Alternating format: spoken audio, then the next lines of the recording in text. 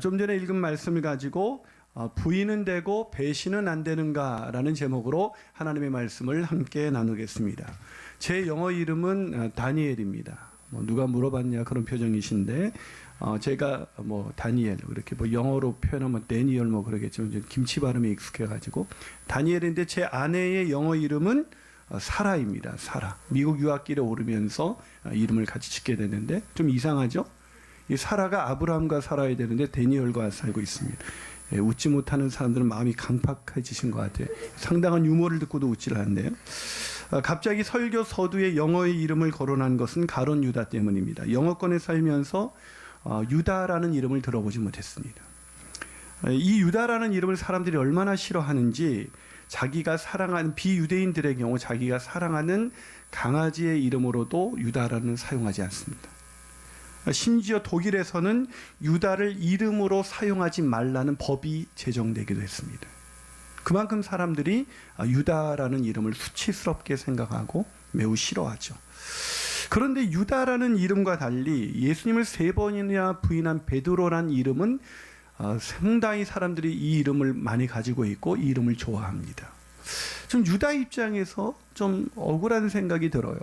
전 이 이름을 보면서 아니 예수님을 부인하는 것은 괜찮고 예수님을 배신하는 것은 안 되는 것인가? 라는 그런 생각이 들었습니다. 오늘 본문은 예수님을 배신한 가론 유다와 예수님을 3번이나 부인한 베드로의 이야기가 함께 나란히 등장하고 있습니다. 예수님께서 예언하신 대로 체포되어서 신문을 받을 때 가론 유다는 예수님을 배신했고 베드로는 예수님을 3번이나 부인한 것입니다. 다 아는 이야기죠. 심지어 예수님을 안 믿는 사람들도 가론 유다가 배신했다, 베드로가 부인했다, 이 정도는 다 알고 있습니다. 그런데 말씀드린 것처럼 가론 유다의 입장에서 보면 굉장히 억울할 것 같아요. 여러분 저만 그런가? 여러분 생각해 보세요. 배신과 부인이 뭐 그렇게 달라요? 배신하는 거나 부인하는 거나. 제가 예수님의 입장이라면 똑같이 나쁜 놈들입니다. 그렇지 않아요? 그런데 한 사람은 스스로 목매어 죽었고 한 사람은 다시 회복되어서 제자의 길을 걸어갔습니다. 이 두 사람의 차이가 뭘까? 죄의 심각성, 배신은 더 심각한 것이고 부인은 심각하지 않았기 때문인가? 그렇지 않습니다. 이 두 사람의 차이는 둘 다 심각한 번제임에 틀림이 없지만 이 두 사람의 차이는 뭐냐면 부인하고 배신했을 때 그 실패한 자리에서 다시 일어서는 법을 알지 못했기 때문인 것입니다. 여러분 우리도 신앙생활을 하다 보면 원치 않게 예수님 부인할 때가 있습니다. 예를 들면 우리가 다니는 회사에서 예수님 안 믿는 척하고 살아가는 거, 그건 예수님 부인하는 거 아니겠습니까? 우리는 살아가면서 수도 없이 예수님을 부인하고 수도 없이 예수님을 배신하면서 살아갑니다.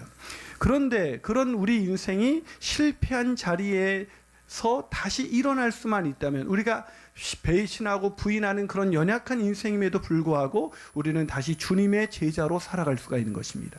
저는 오늘 본문을 통해서 우리가 주님을 따르다 실패할 때 다시 일어서는 법을 배움으로 인해서 유다와 같은 인생이 아니라 베드로처럼 다시 주님의 제자로 살아가는 인생이 되시기를 주님의 이름으로 축복합니다. 그러면 주님을 따르다 실패할 때 우리는 어떻게 다시 일어설 수가 있는 것일까요? 첫 번째로 우리의 약함과 악함을 깨달아야 합니다. 우리가 얼마나 약하고 얼마나 악한지를 깨달아야 합니다. 여러분 신앙생활을 하다가 실패한 자리에서 일어나지 못하는 사람들의 대표적인 특징이 있습니다. 공통점이 있어요. 그건 자신을 과신한다는 것입니다. 자신이 얼마나 죄로 인해서 망가진 존재인지를 잘 몰라요. 자기가 얼마나 약하고 얼마나 악한 존재인지를 잘 모르는 것입니다. 자, 오늘 그 대표적인 사람들이 바로 예수님의 12제자였습니다. 본문 50절 읽어보시죠. 자, 50절 읽어봅니다. 시작. 제자들이 다 예수를 버리고 도망가니라. 여러분 아무렇지도 않게 읽는데 황당하지 않습니까? 제자들이 다 버리고 도망갔습니다. 한 놈도 안 빼놓고 다입니다. 다. 괜찮은 제자가 단 한 명도 없었다는 거죠. 여러분 제가 만약에 우리 교회에서 제가 제자 훈련을 했는데 제자 훈련을 받은 사람들이 다 김일환 목사를 버리고 도망가니라. 그럴 수도 있죠. 그럴 수도 있죠. 저는 저 같은 사람이야. 저 인간 따르다 보니까 도저히 안 되겠다. 이럴 수 있겠지만 그래도 인간적인 배신감 때문에 견디기 힘들 거예요. 한 사람도 아니고 모든 사람이 다 예수님을 버리고 도망갔습니다. 얼마나 예수님이 황당했겠어요. 더 황당한 것은 가장 인정받는 두 제자가 포함되어 있었다는 것입니다. 가장 제자 공동체에서 인정받는 두 제자가 누구냐고 저에게 묻는다면 저는 주저없이 베드로와 가룟 유다입니다라고 말할 수 있어요.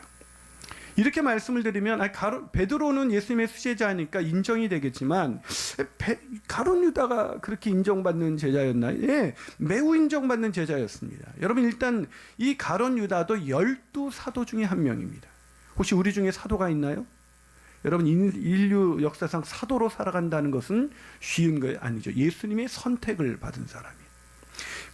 이 가룟 유다가 사도 중에 한 사람이라는 말은 예수님과 함께 동행했고 예수님께 보냄을 받았고 예수님이 보내신 그 능력으로, 예수님의 능력으로 전도하고 귀신을 내어 쫓는 그 권능을 가진 사람이라는 것입니다. 다시 말해서 유다도 병든 자를 고치고 죽은 자를 일으켰고 나병 환자를 깨끗게 하는 그 놀라운 사역을 감당하고 주님께 와서 선교 보고를 했었던 사람이라는 것이죠. 게다가 이 가룟 유다는 이 예수 제자 공동체의 재정 부장이었어요. 여러분, 이 오늘 본문과 병행 구절은 요한복음 13장 29절을 한번 같이 읽어볼까요? 있습니다. 시작.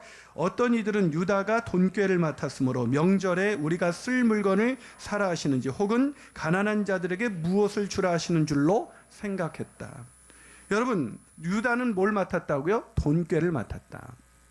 재정부장인 거죠. 여러분, 돈은 여러분 누구한테 보통 맡겨요?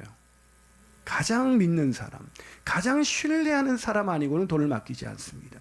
무슨 말이냐? 예수 제자 공동체에서 가장 신뢰하는 사람이 바로 가룟 유다였습니다.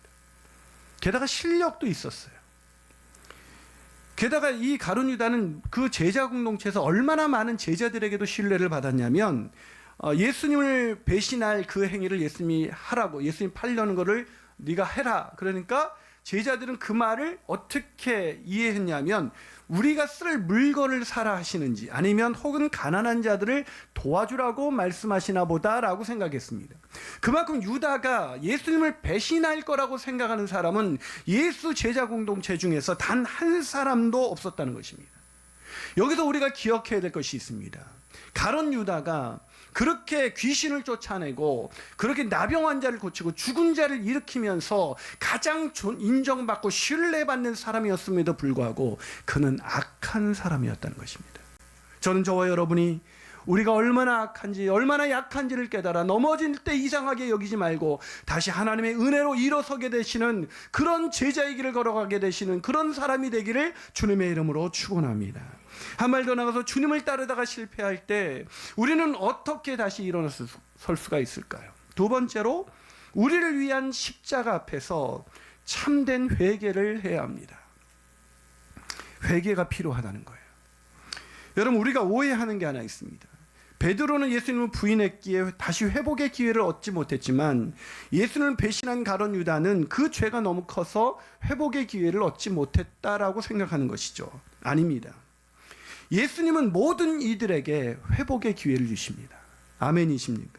예수님을 부인한 사람도, 예수님을 배신한 사람도 주님은 다 사랑하시기 때문에 주님은 배신한 사람은 안 사랑하고 부인한 사람은 사랑하는 분이 아니라 배신을 하든 부인을 하든 그보다 더한 죄를 지으셔도 하나님은 우리를 사랑하시기 때문에 다시 기회를 주십니다. 아멘이십니까? 여러분, 그런데 왜 어떤 사람은 다 기회를 주는데 어떤 사람은 죄에서 자유케 되고 어떤 사람은 여전히 죄책감에 짓눌려서 일생을 고통 가운데 살아가게 되는 것일까요? 그것은 참된 회개를 했느냐 아니냐에 있는 것입니다.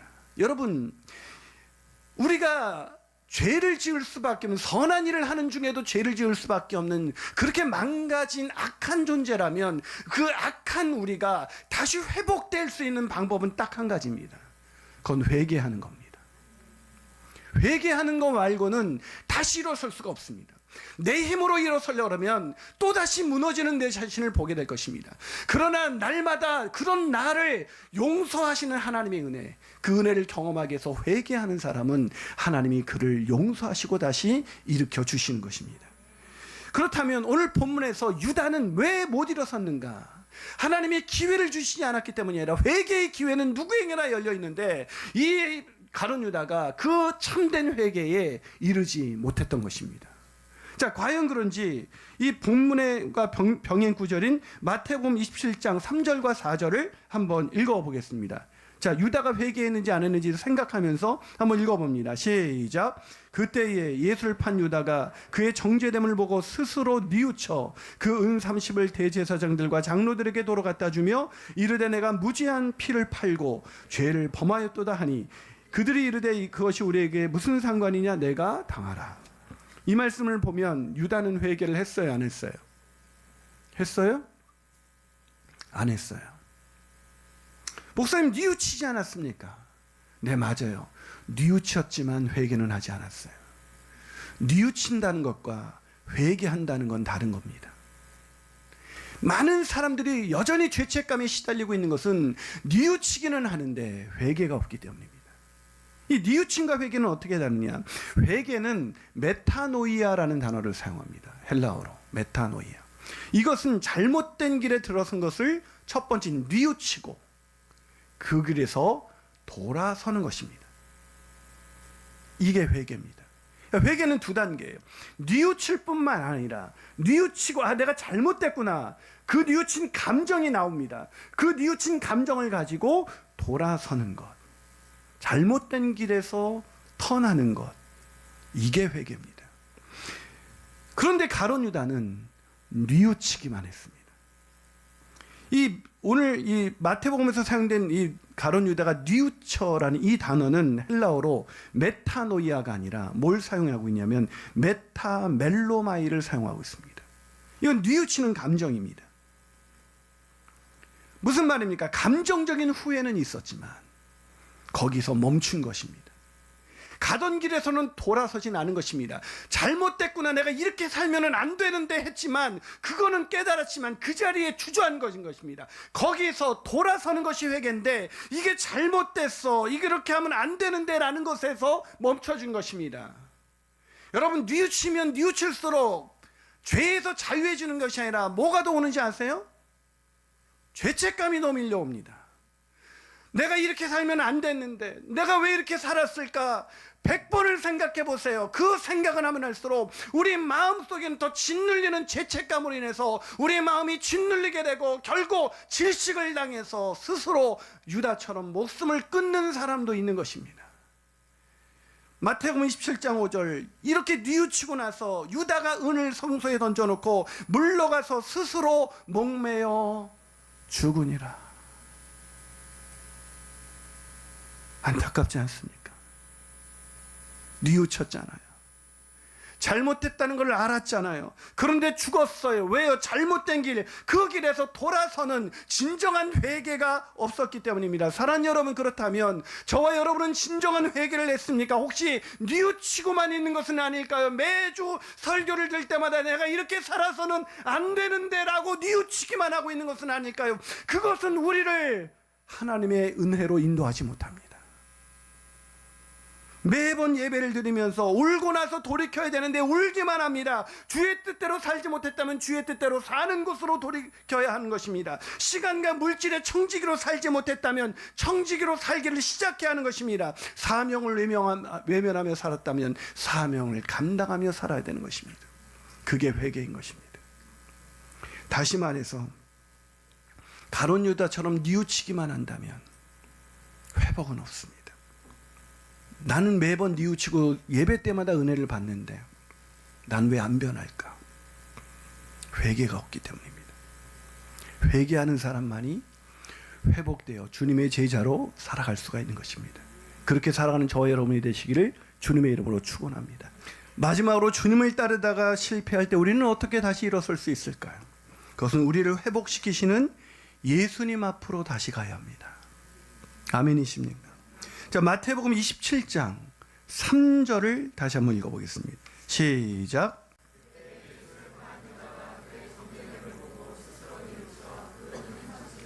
대제사장들과 장로들에게 도로 갖다 주었다.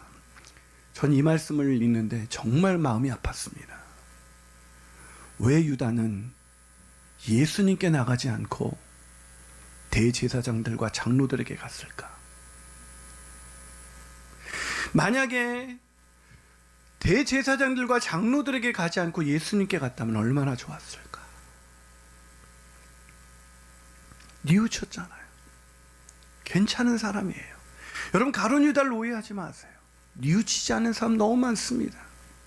매주 교회에 와서 좋은 말씀 듣는 사람에게는 예수는 그리스도가 아닙니다. 좋은 교훈을 얻고 뉘우치고 그러기 위해서 우리가 말씀을 듣는 것이 아니라 매일 우리가 말씀 앞에 서는 것은 죄와 허물로 무너진 내 죄를 보고 그 죄를 뉘우치고 주님께로 돌아서서 우리 죄를 사하시는 십자가 앞으로 나가는 것입니다. 그 십자가 앞에 유다가 단 한 번만 섰다면 그의 죄가 아무리 배신한 인생이랄지라도 그를 용서하시는 하나님의 은혜의 십자가를 경험할 수 있었을 텐데, 그걸 알지 못한 채 유다는 스스로 목매어 죽고 말았습니다. 사랑하는 여러분, 예수를 그리스도로 영접하셨습니까? 그렇다면 범죄하여 넘어질 때마다, 죄와 허물로 넘어질 때마다 이상하게 여기지 말고 나는 그럴 수밖에 없는 죄인 중에 죄인이고 죄의 노예로 살아갈 수밖에 없지만 그런 나를 사랑하셔서 자기를 아낌없이 내어주신 십자가 앞으로 가십시오. 거기서 우리를 깨끗게 하시는 주님을 늘 만날 수가 있을 것입니다. 국제적인 강연가인 레베카 피퍼시라는 분이 있습니다. 이분이 쓴 책 중에 예수의 길이라는 책이 있어요. 거기에 보면 한 청년 사역자 부부가 나옵니다. 그러니까 우리 교회로 말하면 박푸름 전사님처럼 부부가 청년 사역을 하는 청년 사역자예요. 근데 이 청년 사역자는 우리로 말하면 목회자들이 사역을 하다가 둘이 서로 사랑에 빠졌는데 결혼하기 전에 성관계를 가졌어요. 그리고 덜컥 임신을 했습니다. 교역자가 결혼도 하지 않았는데 임신을 했다. 성관계를 가지고 임신을 했다. 사람들이 받아들일 수 있는 게 아니었죠. 너무나 두려웠던 이들은 결국 아이를 낙태했습니다. 이후 신부는 죄책감에 시달리기 시작했어요. 내가 청년 사역자인데 성관계를 갖고 임신을 했는데 그 아이를 낙태를 했으니 그가 무슨 배짱으로 설교를 할 수가 있겠어요. 이후 그래도 이 커플이 결혼식을 하게 됐습니다. 그래서 결혼식에 들어가는데 가장 행복해할 이 결혼식 날이 신부에게는 가장 고통스러운 날이 되었습니다. 결혼식장에 입장하는데 신부에게 이런 내면의 소리가 들려왔습니다. 넌 살인자야. 무고한 생명을 죽였다고. 사람들은 널 보고 웃지만 하나님은 알고 계셔. 너도 알고 있잖아. 내가 어떤 사람인지. 넌 살인자야. 그 소리를 들으면서 결혼식장에 입장을 합니다. 결혼하고 행복했을 리가 있겠습니까? 결혼하고 나서도 이 죄책감에 시달리면서 결혼 생활을 하다가 10년이 흘렀어요. 피퍼색의 이 자매가 이렇게 말합니다. 이게 10년 전의 일이었어요. 남편은 하나님께 용서를 체험했다고 하지만 전 이 죄를 가지고 어디로 가야 할지를 모르겠어요. 늘 혼잣말을 해요. 내가 어떻게 그런 짓을 할 수가 있었지? 어떻게 무고한 생명을 죽여? 어떻게 그럴 수가 있냐? 너무나 끔찍한 죄, 그래서 죄의식에서 벗어나지 못한 채 고통 속에 갇혀있는 그녀를 누가 도울 수가 있겠어요? 피퍼슨 즉시 하나님께 기도로 도움을 요청합니다. 그리고 하나님이 주시는 도우심으로 이렇게 대답을 하기 시작했어요. 사랑하는 자매님, 당신이 그렇게 놀라는 이유를 잘 모르겠군요. 당신이 책임져야 할 무고한 죽음은 그 태아아이가 처음이 아니었습니다. 그 태아는 두 번째 희생자였어요. 십자가는 우리 모두가 예수님을 못 박았다는 것을 보여준다는 것을 모르시나요? 당신은 예수님을 못 박은 거예요. 예수님을 죽였잖아요. 당신이 지은 죄들 가운데 주님을 못 받지 않은 죄가 하나라도 있나요? 그전에도 같은 일을 했는데 그보다 덜 무고한 생명의 죽음에 대한 책임감으로만 일관하는 그 이유가 도대체 뭐죠? 라고 묻기 시작합니다. 그러자 이 자매가 울음을 멈추고 이렇게 말합니다. 맞아요. 옳은 말씀이세요. 내 죄 때문에 예수님이 십자가에 달려 돌아가셨어요. 이제 막 깨달은 거지만 저는 하나님의 아들의 죽음보다 내 아이의 죽음에 대한 죄책감을 더 많이 느끼고 있었어요. 당신은 내가 할 수 있는 가장 끔찍한 일을 저질렀다고 당신에게 고백하고 있는데, 당신은 내가 이미 그보다 더 끔찍한 죄를 실제로 저질렀다고 저에게 깨닫게 하시는군요. 아, 그렇군요. 예수님의 죽음이 사람들이 책임져야 할 가장 추악한 죄라면, 그리고 그 죄를 용서받을 수 있다면 용서받지 못할 죄는 없겠군요. 순간 그녀의 뺨 위로 눈물이 흘렀습니다. 죄책감에서 자유한 눈물. 하나님의 아들을 죽인 죄보다 더 큰 죄가 어디 있겠어요? 그 죄를 용서하시기 위해서 하나님이 친히, 우리는 그 애를 십자가에 못 박았지만 그는 그 죄를 지은 우리를 용서하시기 위해서 말없이 우리를 대신해서 십자가를 지심으로 우리를 용서하셨다면 그분이 용서하지 못할 죄가 어디 있겠습니까? 그러기에 중요한 것은 내 죄를 깨닫고 주님께로 가는 것입니다. 그게 회개입니다. 자기 자신의 내면을 향하지 말고, 사람을 향해서 가지 말고 주님께로 가면 주님께서 바로 그 죄 때문에 십자가를 지셨다고 말씀하실 것입니다. 기도하시겠습니다.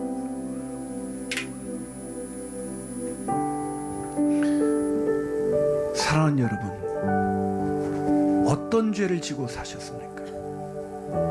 무슨 죄가 여러분의 마음을 짓누르고 있습니까? 무슨 죄 때문에 더 이상 주님이 나를 사랑하지 않을 거라고 생각하십니까? 우리의 죄가 주홍같이 붉을지라도 그분은 우리를 용서하시기 위해서 십자가의 길을 걸어가신 것입니다. 배신할 가룟 유다의 그 배신할 그 모습 때문에, 그것 때문에 십자가를 지셨건만, 그 십자가의 능력으로 귀신도 쫓아내고 병든 자도 고쳤던 가룟 유다는 정작 그 십자가가 바로 자기 자신을 위한 십자가라는 것을 깨닫지 못했던 것입니다. 사랑하는 여러분, 우리는 범죄할 수밖에 없습니다. 설교를 이렇게 매주 좋은 설교를 하면서도 매주 죄로 인해서 넘어지는 게 바로 김인하 목사입니다. 우리가 죄에서 벗어날 수 있는 유일한 방법은 죄를 뉘우치고 주님께로 돌아가는 것입니다. 거기서 주님을 만나는 것입니다.